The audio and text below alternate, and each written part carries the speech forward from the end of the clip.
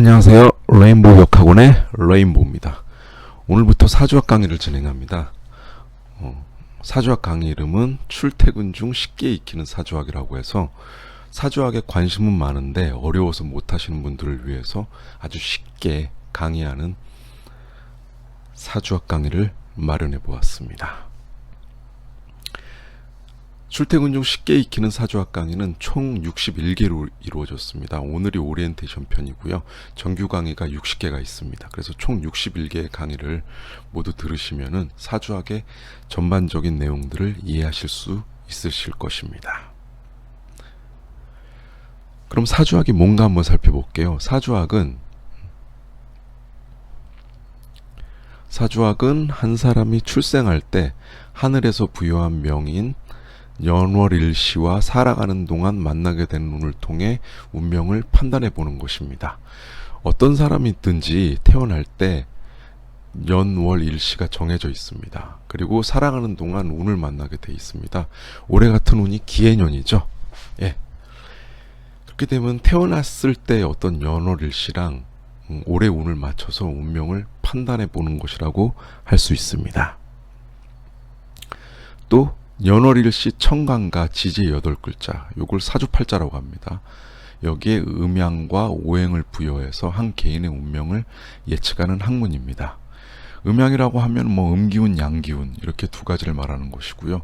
오행이라고 하면은 목, 화, 토, 금, 수, 나무, 불, 흙, 쇠, 물기운 이런 기운들을 부여해서요 한 개인의 운명을 예측하는 것입니다.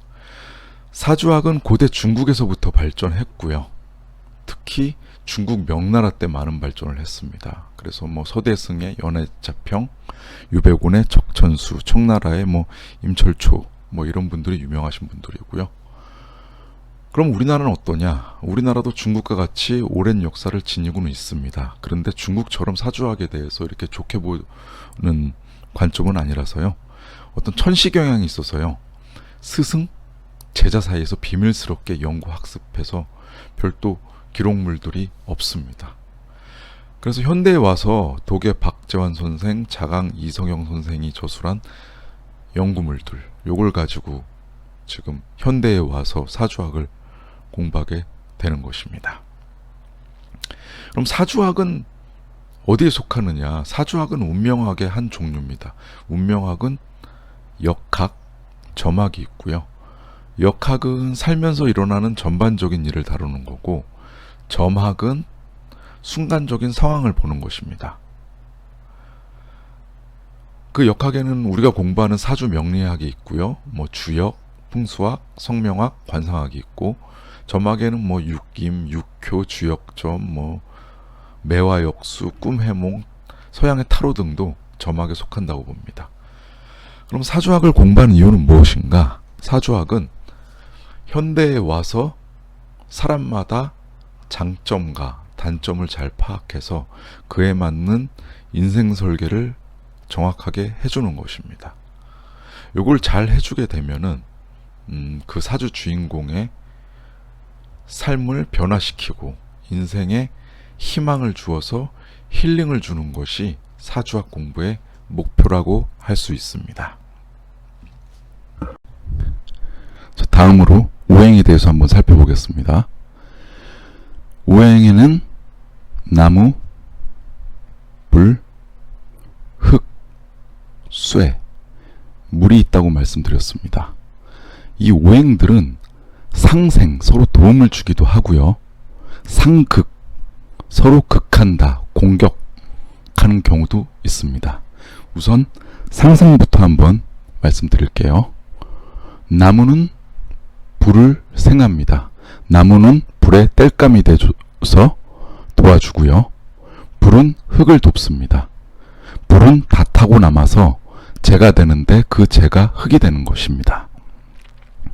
흙은 쇠기운을 돕습니다. 흙 속에서 쇠가 나오는 것이기 때문입니다.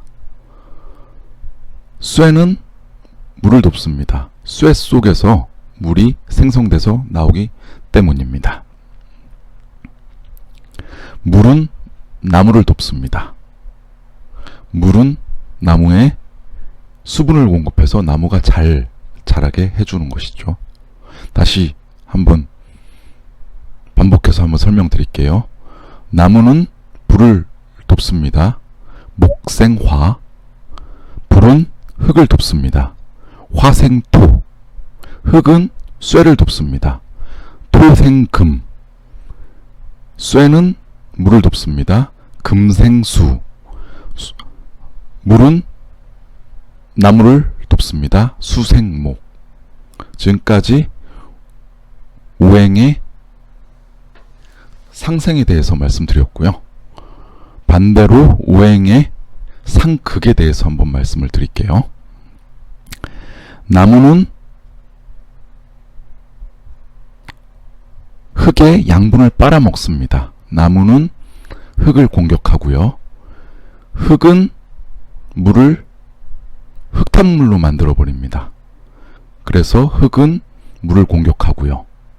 물은 불을 꺼버립니다. 그래서 물은 불을 공격하고요. 불은 쇠를 녹여버립니다. 그래서 불은 쇠기운을 공격하게 되는 것이고요. 쇠기운은 도끼가 돼서 나무를 잘라버립니다. 그래서 쇠기운은 나무를 공격하게 되는 것입니다. 다시 반복해서 또 설명드릴게요. 나무는 흙을 공격합니다. 목극토. 흙은 물을 공격합니다. 토극수. 물은 불을 공격합니다. 수극화. 불은 쇠기운을 공격합니다. 화극금. 쇠기운은 나무를 공격합니다. 금극목. 이렇게 표현을 합니다. 다음으로는 청간과 지지에 대해서 한번 알아보겠습니다. 청간에는 10개의 요소가 있고요. 지지에는 12개의 요소가 있습니다. 청간에는 똑같이 이제 나무, 불, 흙, 쇠, 물 이렇게 5가지 요소가 있고요. 지지에도 마찬가지입니다. 지지도 나무, 불, 흙, 쇠, 물이 있습니다. 그러면은 나무에는 청간에 무엇이 있고 지지에 무엇이 있는지 한번 살펴볼게요. 나무에는 청간에는 간목, 지지에는 인목이 있습니다. 모두 양기운이고요. 사주에서 말하는 양기운, 음기운은 우선은 크다 작다로 좀 생각을 해주셔야 될 것 같아요. 나중에 이 음양에 대해서도 깊이 있게 논할 텐데요. 우선은 이해가 빠르게 하기 위해서 양기운은 크다, 음기운은 작다로 보시면 됩니다. 이 나무에서 큰 나무, 산에 가보면은 30년, 100년 된 나무들이 있죠. 아주 큰 나무. 사람이 한 10명 들어가도 그 그늘 속에서 편안히 쉴 수 있는 나무. 이런 거를 양기운의 나무라고 합니다. 청간에는 간목이 있고요. 지지에는 인목이 있습니다. 또 음기운의 나무는 그냥 풀로 보시면 됩니다. 그냥 풀떼기, 미나리 이런 느낌으로 보시면 될 것 같아요. 청간에는 을목이 음기운이고요. 지지에서는 묘목이 음기운의 나무라고 보시면 됩니다. 이제 불을 기준으로 한번 볼까요? 그래서 양기운의 불은 큰 산불이 난 모습, 그런 모습으로 보시면 돼요. 엄청나게 큰 산불이 난 모습으로 보시면 되고요. 그게 양기운의 불로 보시면 되겠고요. 음기운의 불은 촛불, 등불, 아니면 성냥불, 이렇게 작게 불이 난 것을 얘기합니다. 청간에는 병화가 이 양기운의 큰 불을 얘기하고요. 지지에서는 사화가 양기운의 큰 불을 얘기합니다. 청간의 음기운의 불은 정화, 성냥불 같은 정화, 그 다음에 지지에서는 오화, 촛불 같은 작은 불을 음기운에 불러봅니다. 이제 흙기운을 볼까요? 흙기운은 양기운의 흙은 강활한 대지 또는 몽고의 고비 사막 또는 아프리카의 사하라 사막 이렇게 엄청나게 큰 땅이 있죠. 그걸 양기운의 땅이라고 하고요. 음기운의 땅은 우리 시골에 가면 작은 텃밭, 할머니가 가꾸는 한 10평짜리 이런 텃밭, 요런 게 음기운의 흙을 얘기하는 겁니다. 천간에는 무토가 양기운의 큰 흙이고요. 지지에서는 두 개가 있습니다. 양기운의 흙이 진토, 술토가 양기운의 흙이 됩니다. 음기운의 흙은 천간에서는 기토, 조그만 흙, 지지에서는 두 개가 있습니다. 축토, 미토가 음기운의 흙이 됩니다. 이제 쇠기운을 한번 볼게요. 쇠기운은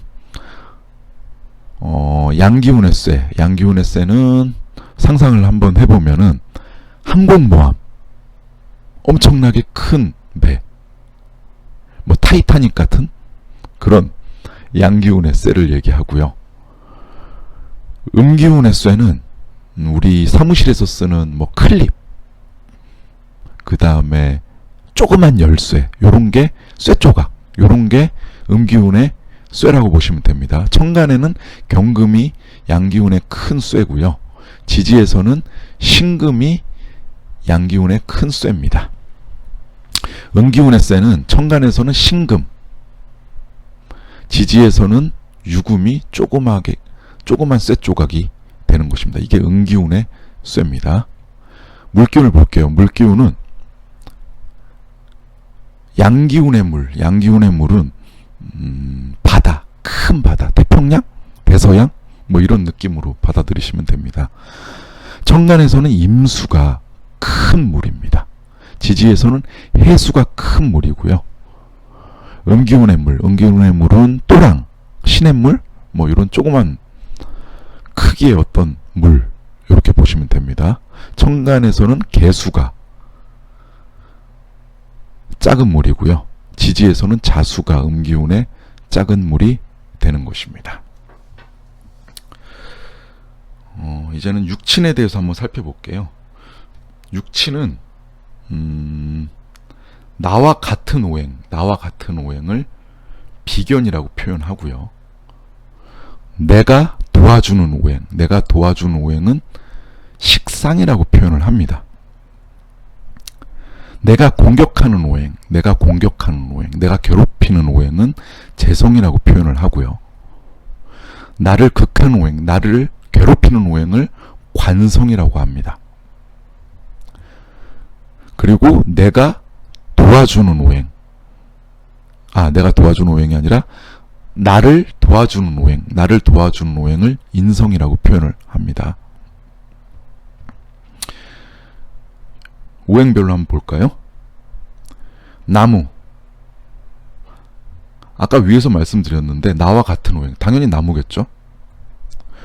그리고 내가 생하는 오행, 내가 도와주는 오행은 당연히 나무가 도와주는 오행은 아까 말씀드린 게 불은 나무의 땔감이 된다고 그랬습니다. 그리고 내가 극하는 오행은 나무는 다 타고 남아서 재가 된다고 그랬죠. 그래서 흙이 되죠. 그리고 나무를 괴롭히는 오행, 나무를 극하는 오행은 나무는 큰 쇠가 와서 잘라버린다고 그랬죠. 그래서 쇠가 되는 것입니다. 그리고 나무를 도와주는 오행, 물은 나무에게 수분을 공급해서 나무가 잘 자라게 해준다고 그랬습니다. 그래서 물이 되는 것입니다. 불을 볼까요? 불을 보면은 나와 같은 오행, 당연히 불이 될 것이고요. 내가 도와주는 오행, 불은 다 타고 남아서 재가 되는데 그 재가 흙이 된다고 그랬습니다. 그래서 흙이 되고요. 내가 공격하는 오행, 불은 쇠를 녹여버린다고 그랬죠. 그래서 쇠가 내가 극하는 오행이 되는 것입니다. 나를 극하는 오행, 불은 물이 꺼버린다고 그랬죠? 그래서 물이 나를 극하는 오행이 되는 것입니다. 나를 도와주는 오행, 불을 도와주는 것은 나무가 땔감이 돼준다고 그랬어요. 그래서 나무가 되는 것입니다. 흙을 볼까요? 나와 같은 오행, 당연히 흙이 될 것이고요. 내가 도와주는 오행, 흙 속에서 쇠가 나온다고 그랬죠? 그래서 쇠가 될 것이고요. 내가 극하는 오행, 내가 공격하는 오행은 흙은 물을 흙탕물로 만들어 버린다고 그랬어요. 그래서 물이 되는 것입니다. 나를 극하는 오행, 나무가 흙의 양분을 빨아먹는다고 그랬죠? 그래서 나무가 나를 극하는 오행이 되는 것입니다. 나를 생하는 오행, 흙은 불이 다 타고 남아서 재가 돼서 흙이 된다고 그랬죠? 그래서 불이 나를 생하는 오행이 되는 것입니다. 쇠를 볼까요? 쇠는 나와 같은 오행은 당연히 쇠가 될 것이고요. 그 쇠가 생하는 오행은 물이 된다고 그랬어요. 쇠는 물을 돕는다고 그랬죠. 그래서 물이 되고요. 그리고 쇠가 극하는 오행, 쇠가 나무를 잘라버린다고 그랬죠. 그래서 나무가 되는 것이고요. 나를 극하는 오행, 쇠를 극하는 오행이 뭐가 있을까요? 불이 쇠를 녹여버린다고 그랬죠. 그래서 불이 되는 것이고요. 그리고 쇠를 생하는 오행, 쇠는 흙 속에서 나온다고 그랬어. 나온다고 그랬죠. 흙이 나를 생하는 오행이 되는 것입니다. 이제 물을 볼게요. 물은 나와 같은 오행, 당연히 물이 될 것이고요.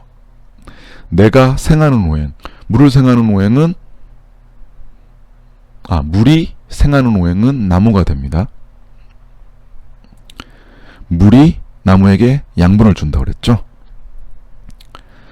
내가 극하는 오행, 물이 극하는 오행은 물은 불을 꺼버린다고 그랬죠. 그래서 불이 되는 것이고요. 나를 극하는 오행, 물은 흙이 물을 흙탕물로 만든다고 그랬어요. 그래서 흙이 나를 극하는 오행이 됩니다. 나를 생하는 오행, 물은 쇠가 생한다고 그랬죠. 그래서 쇠가 나를 생하는 오행이 되는 것입니다. 예.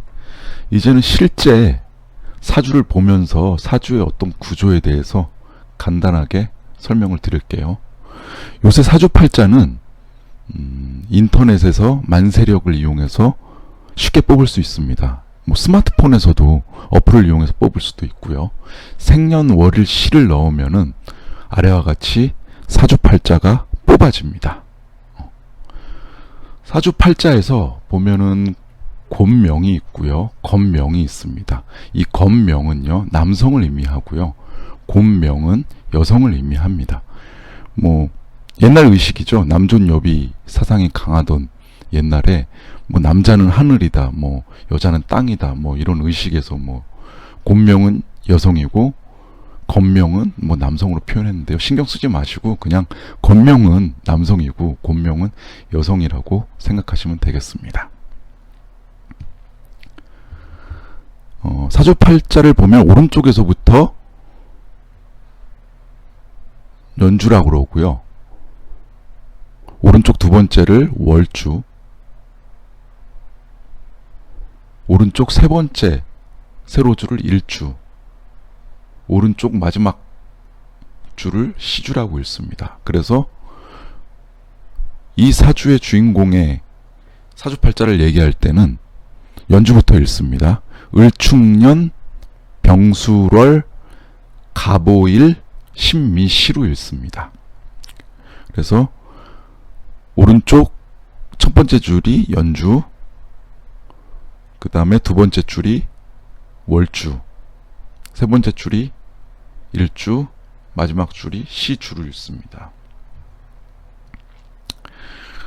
가로줄이 있습니다. 가로줄로 보는 게 위에서 첫 번째 가로줄이 청간, 아까 청간과 지지 공부했었죠? 요걸 청간이라고 합니다. 그리고 두 번째 가로줄을 지지라고 합니다. 이 청간과 지지, 그 다음에 연주, 월주, 일주, 시주가 정해지면은 각 사주팔자의 자리도 정해집니다.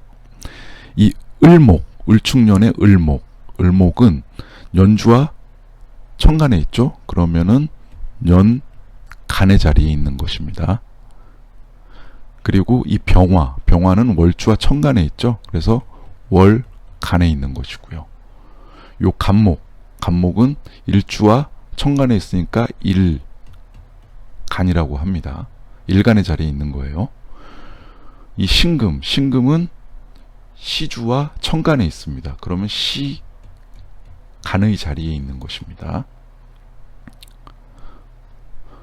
요 축토는 지지와 연주에 있죠. 그래서 연지에 있는 것입니다.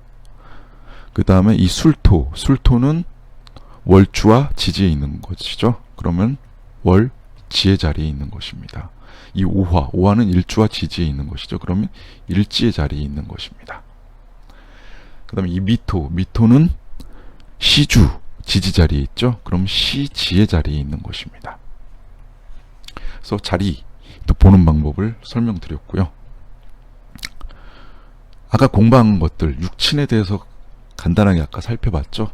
항상 육친을 볼 때는 요 일간을 중심으로 봅니다. 이 일간이 사주 주인공을 얘기하는 것입니다.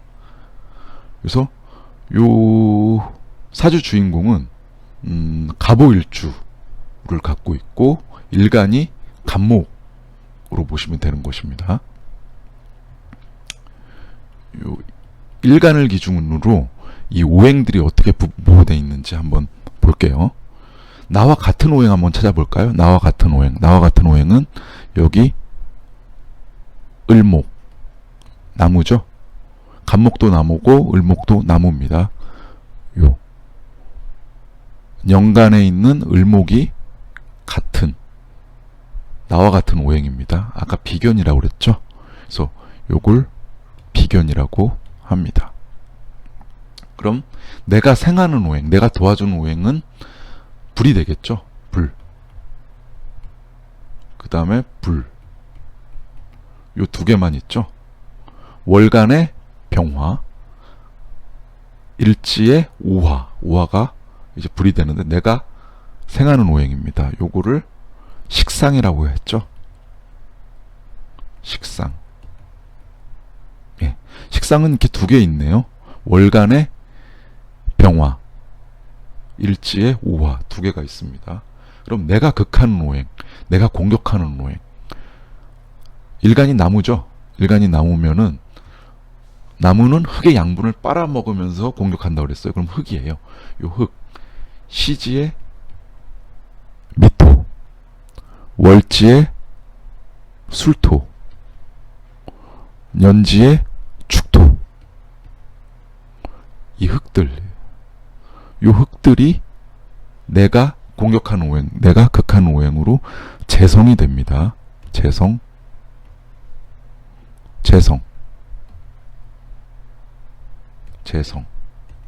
이렇게 재성이 있습니다.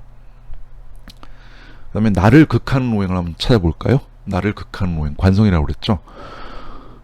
나무를 공격하는 것은 큰 쇠가 나무를 잘라버린다고 그랬죠. 요 신금이 나를 극하는 오행이 되죠. 나를 극하는 오행을 관성이라고 그랬죠. 이 관성. 이 사주에 요거 딱 한 개 있습니다. 요 쇠가 나무를 공격하게 되는 것이죠. 그 다음에 나를 생하는 오행 한번 찾아볼까요? 나무를 생하는 것은 물기운이라고 그랬어요. 물이 나무에 영양분을 공급한다고 그랬죠. 근데 물기운은 아무리 찾아봐도 없습니다. 인성. 물기운 없고요. 인성이 없는 거죠. 예. 요렇게 해서 사주의 구조를 살펴보는 것입니다. 네. 오늘 좀 다룬 내용들이 좀 많았습니다. 출퇴근 중 쉽게 익히는 사주학으로 제가 첫 강의를 시작해 봤는데요. 오늘 내용이 좀 많아서 좀 겁을 내시는 분들도 좀 있을 것 같고요. 이거 어려우면 어떡하지? 이런 분들도 계실 것 같은데요. 앞으로 강의가 60개가 더 있습니다. 이 60개의 강의를 천천히 잘 따라오시면은 사주학의 전반에 대해서 충분히 이해할 수 있습니다. 그리고 지인, 동료, 가족들, 사주도 볼 수 있게 되고요. 저를 믿고 끝까지 쫓아오시면 되겠습니다.